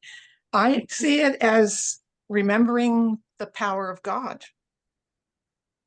That's the matzah. Yes, it's dry, and yes, they went to the desert, but God is the one that instigated all that. Matzah doesn't have to be dry, though. Well, The only reason it's dry is because of modern cooking methods. That's the manufacturing by Manischewitz, you know. Right. You know, I was even before you said that, I was just thinking of the first time I had shmura matzah. We were invited, Betsy and I were invited to one of my Talmud professor's house for Pesach, for Seder. I think it was my senior year, and Ellie was born. We brought Ellie with us. And that year, I forget what her name is, Mimi Sheridan. I can't believe I remember that. Who used to be the restaurant. I think she was the restaurant reviewer for the New York Times. She was a columnist for the Times, and she recommended the shmura matzah at a certain place in Brooklyn. And because of that, that place in Brooklyn got overwhelmed, but our hosts managed to get some of that shmura matzah. You know what shmura matzah is? Okay. Shmura matzah is matzah made in small batches. Shmura is like shomer, is like shmirah. It means watched. It's more carefully watched than at the Manischewitz factory. It's made in small batches, like bourbon. It's made in small batches. But because of the way it's manufactured, it actually tastes. It has a better than average flavor. That's what I remember. I remember it being really delicious. But it's also round, and it doesn't have the symmetry of Manischewitz. If you want shmura matzah this year, just go over to the Chabad house. They give it out by the ton. It's part of the Chabad program. Although it's not as good as that shmura matzah back in Brooklyn. So yeah, and I guess it wasn't so dry. It was still pretty dry. But that's a discussion left behind. Any other questions about that? Questions or comments? All right, so let's finish this up. Let's get the firstborn.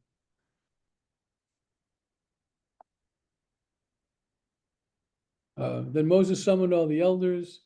Go pick out a lamb for your families and slaughter the Passover offering. Take a bunch of hyssop, dip it in the blood that is in the basin, and apply some of the blood that is in the basin to the lintel and to the 2 doorposts.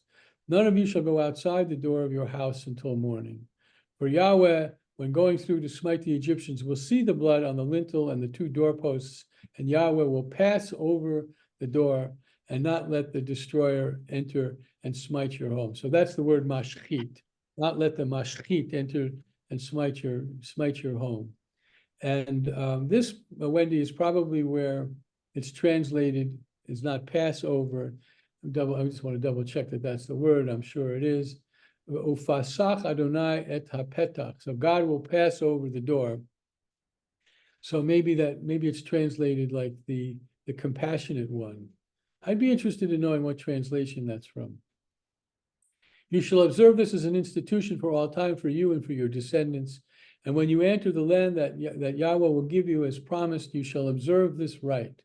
And when your children ask, what do you mean by this rite? You shall say, it is the Passover sacrifice to Yahweh who passed over the houses of the Israelites in Egypt when smiting the Egyptians, but saved our houses. Those assembled then bowed low in homage. And the Israelites went and did so, just as Adonai had commanded Moses and Aaron, so they did. And in the middle of the night, Yahweh struck down all the male firstborn in the land of Egypt, from the firstborn of Pharaoh who sat on the throne to the firstborn of the captive who was in the dungeon, and all the firstborn of the cattle. And Pharaoh arose in the night. What'd you say? Onkelos.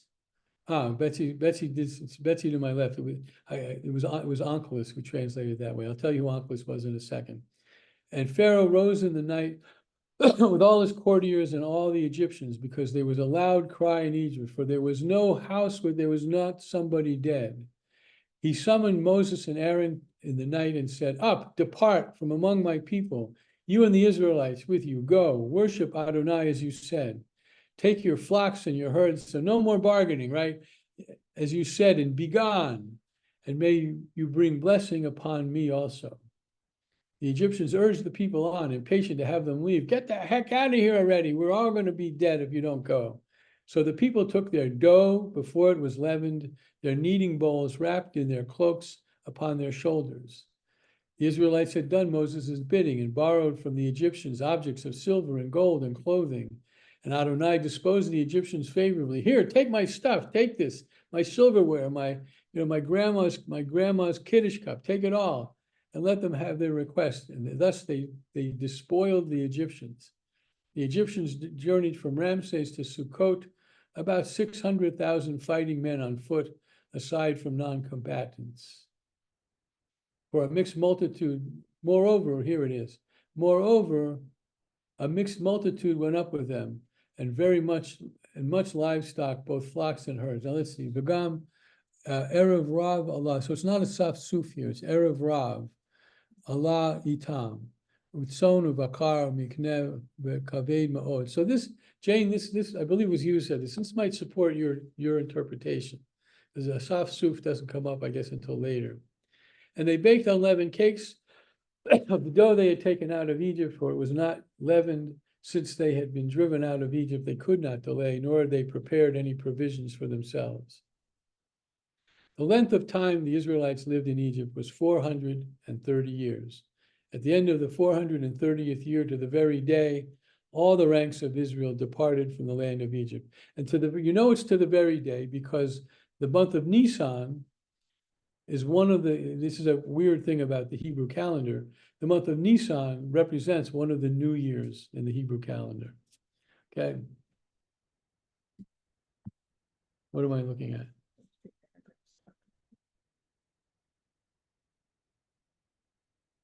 Both are correct.